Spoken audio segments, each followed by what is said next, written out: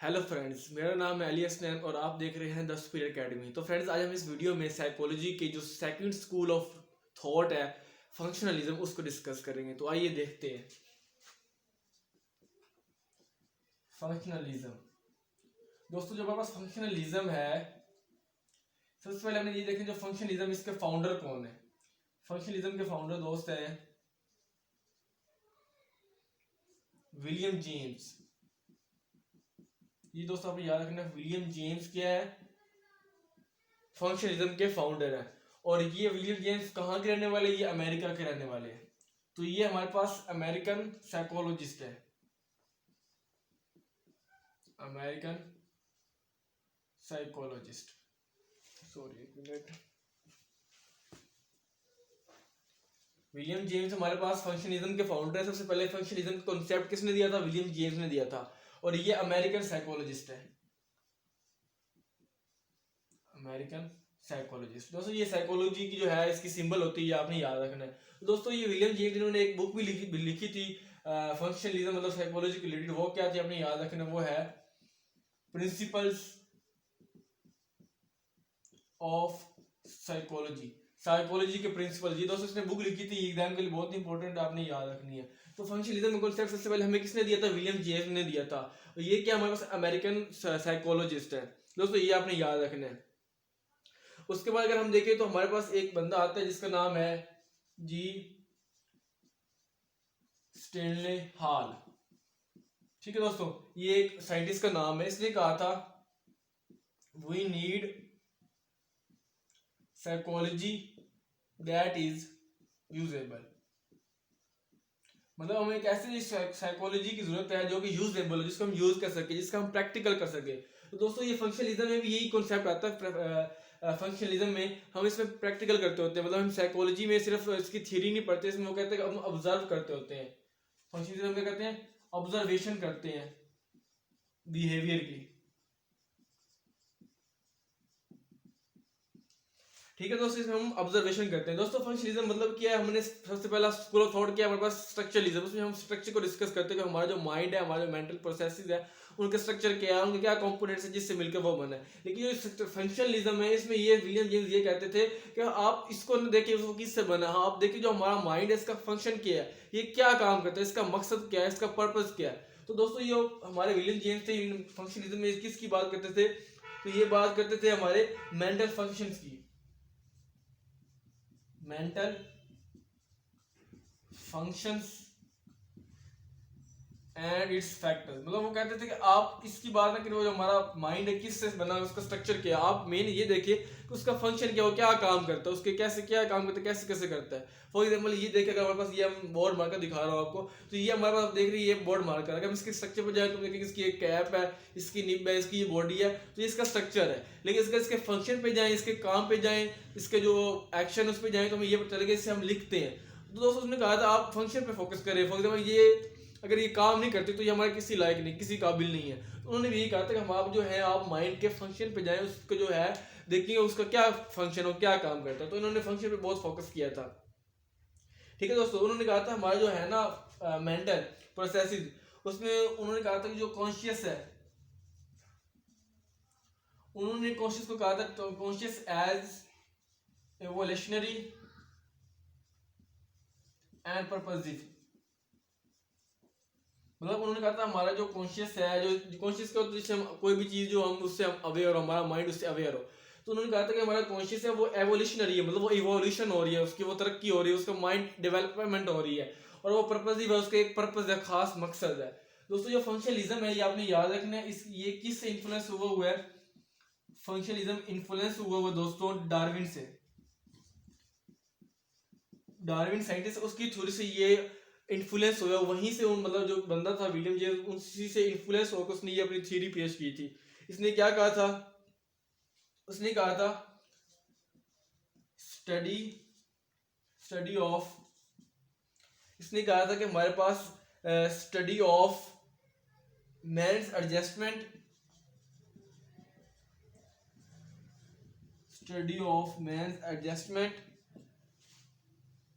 इसने कहा था कि study of man adjustment to the environment,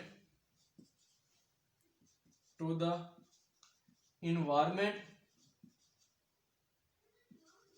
through learning.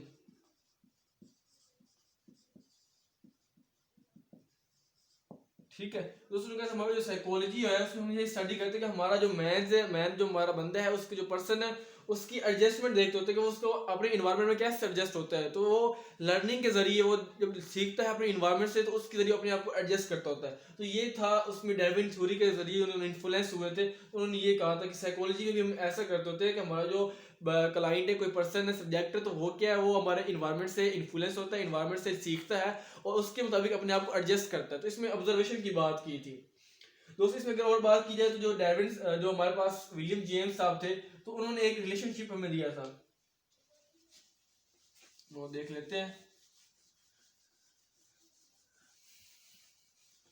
उन्होंने एक रिलेशनशिप दिया था, उन्होंने कहा था विलियम जेम्स साहब ने। और आपने याद रखना कि जो फंक्शनलिज्म है इसमें मेन जो है फाउंडर वो तो विलियम जेम्स है, लेकिन इनके साथ एक और बंदा भी था, वो भी हम यहाँ लेते हैं,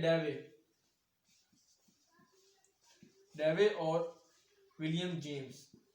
दोस्तों ये बहुत ही मतलब मशहूर साइंटिस्ट है फंक्शनलिज्म के हवाले से। दोस्तों विलियम जेम्स ने क्या था, इसने एक रिलेशनशिप दिया था। उसने क्या कहा था, उसने कहा था स्टिमुलस है हमारे पास, स्टिमुलस के बाद वो कहता माइंड, माइंड के बाद बॉडी, बॉडी के बाद रिएक्शन, रिएक्शन के बाद वो कहता टू एडजस्ट इन इन्वायरमेंट।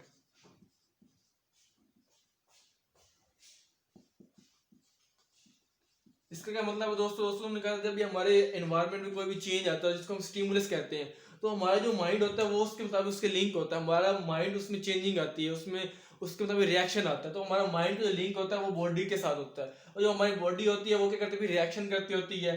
क्यों रिएक्शन करती है, ताकि वो इन्वायरमेंट में एडजस्ट हो सके। तो उन्होंने ये रिलेशन दिया था, रिलेशनशिप बताया था कि हमारा जो स्टिमुलस होता है जब भी हमारे इन्वायरमेंट में कोई चेंज आता है, तो उसका लिंक होता है हमारे माइंड के साथ, हमारा माइंड उससे अफेक्ट होता है। उसके बाद वो हमारी बॉडी उसके मुताबिक वो रिएक्शन देता है, हमारी बॉडी को मतलब जो है वो ऑर्डर देता है, हमारी बॉडी फिर रिएक्शन करती है ताकि वो इन्वायरमेंट उसमें एडजस्ट हो सके। दोस्तों ये बड़ी इंपॉर्टेंट बात है आपने समझनी है। जब भी हमारे अंदर कोई भी चेंज आता है, चीज़ें देखते हैं, तो हमारा जो सबसे पहले हम कोई भी काम करते हैं तो उसमें हमारा पहले फीलिंग करते हैं, फील करते हैं, फिर उसके बाद हमारे माइंड तक वो बात जाती है, फिर हम एक्शन करते होते हैं। फॉर एग्जाम्पल हमारे पास कोई भी गर्म चीज़ है, फॉर एग्जाम्पल गर्म हमारे पास एक बर्तन है, तो जब उसको मैं हाथ लगाऊंगा तो मैं उसको पीछे कर लूंगा। तो वो कैसे होता है दोस्तों, हम पहले उसको हाथ लगाते हैं, हमारी स्किन उससे टच करती है, हमें फिर फील होता है, हमारे अंदर रिसेप्टर्स होते हैं, वो हमारे माइंड को बताते हैं कि ये हमारे लिए पेनफुल है। फिर उसके बाद जो हमारी बॉडी तो वो पीछे कर लेती होती है। तो यही कॉन्सेप्ट उन्होंने दिया था कि हमारा जो होता है स्टिमुलस, उसमें माइंड होती है, वो बॉडी उसको मतलब रिएक्शन करती होती है, और वो इन्वायरमेंट में क्या होती है, एडजस्ट हो जाती होती है। तो ये तो बहुत आपने दोस्तों याद रखनी है। इसके बाद आए आखिरी बात, तो आपने ये याद रखनी है कि हमारे जो है एस्पेक्ट्स,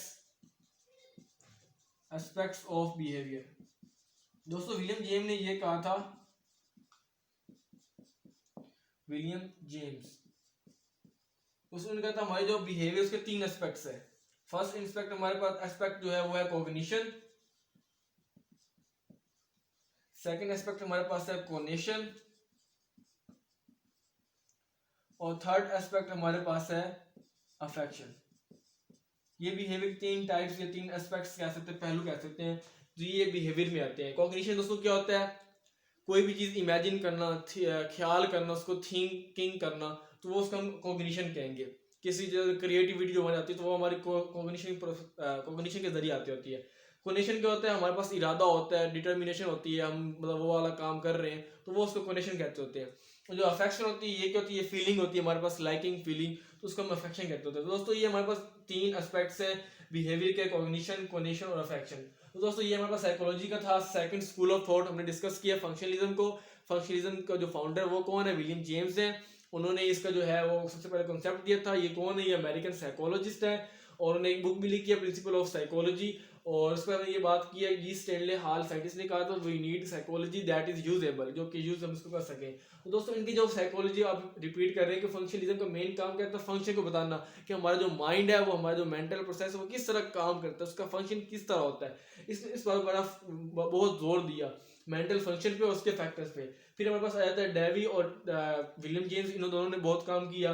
फिर आया था रिलेशनशिप जो विलियम जेम्स ने दिया, तो उन्होंने कहा जब भी हमारा इन्वायरमेंट में कोई भी स्टिमुलस आता है तो हमारा माइंड उसके मुताबिक अफेक्ट करता है, फिर हमारी बॉडी करती है, फिर हम हमारी बॉडी उसके मुताबिक रिएक्शन करती है, ताकि वो इन्वायरमेंट की वजह से एडजस्ट हो सके। फिर हमने बात की कि हमारा जो बिहेवियर है उसके 3 एस्पेक्ट्स होते हैं, एक कॉग्निशन होता है, एक कोनेशन होता है और रिफ्लेक्शन होता है। ये विलियम जेम्स ने कहा था। तो दोस्तों ये थे हमारे पास फंक्शनलिज्म के रिलेटेड सारी जो है इन्फॉर्मेशन। उम्मीद है आपको ये सारी समझ आ गई होगी और अच्छी लगी होगी। तो आप फिर इसको, आपको अच्छी लगती है तो इसको आप वीडियो को लाइक करें, शेयर करें और पढ़ते रहें, तैयारी करते रहें, काफ़ी मेहनत करें। मिलते हैं नेक्स्ट वीडियो में, तब तक के लिए अल्लाह हाफिज़।